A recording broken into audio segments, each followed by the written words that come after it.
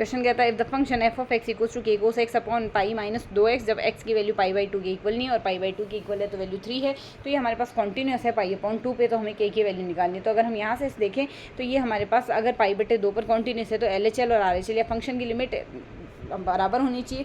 तो उसके केस में हम यहाँ से एल ऑपिटल्स रूल लगा देंगे, क्योंकि ऊपर भी 0 बन रहा है पाई अपॉन 2 पे, नीचे भी 0 बन रहा है यहाँ से इस फंक्शन में।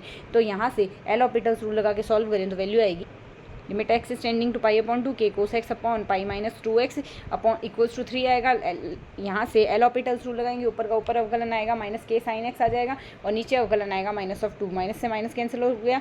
x tending to pi upon 2 लगाएंगे, साइन पाई बटे 2 का मान 1 आएगा, के का मान आ गया हमारे पास यहाँ से वज्रगुणा से 6, के का मान 6 आने से सेकंड ऑप्शन करेक्ट हो गया। नेक्स्ट कहता है ए बी हमारे पास कोई भी एक लाइन सेगमेंट है, एल हमारे पास इसके परपेंडिकुलर बाइसेक्टर है।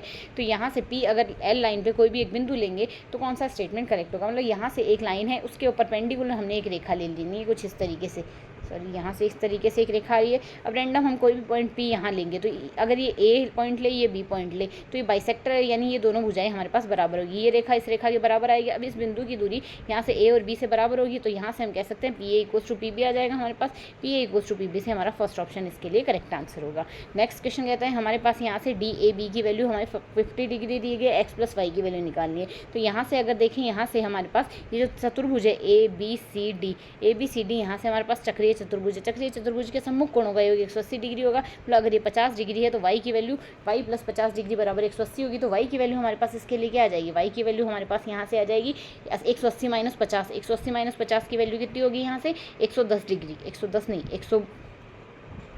180 minus 50 degree which is equals to 130 degree होगी। y की वैल्यू तो 130 डिग्री आ गई। अब अगर हम यहाँ से देखें, हमें क्वेश्चन में कहा गया O है वृत्त का केंद्र है, O वृत्त का केंद्र है, तो A और OB दोनों यहाँ से वृत्त की त्रिज्याएं होगी, वृत्त की त्रिज्याएं हैं। तो यहाँ से A अगर 50 डिग्री है तो यहाँ से हमारे पास ये समद्विबाहु त्रिभुज हो गया, तो दोनों कोण भी बराबर होंगे। अगर ये 50 डिग्री है ये भी 50 डिग्री होगा। और जो x कोण है यहाँ से इस OAB त्रिभुज का बहिष्कोण है, बहिष्कोण बाकी बचे हुए दो कोणों के योग के बराबर होता है। मतलब अगर ये 50 है तो ये भी 50 है, तो x की वैल्यू 50 प्लस 50 अर्थात 100 होगी, x की वैल्यू 100 आ गई, y की वैल्यू 130 है, दोनों को जोड़ेंगे 230 डिग्री आएगा, 230 से हमारा सेकंड ऑप्शन इसके लिए करेक्ट आंसर हो जाएगा।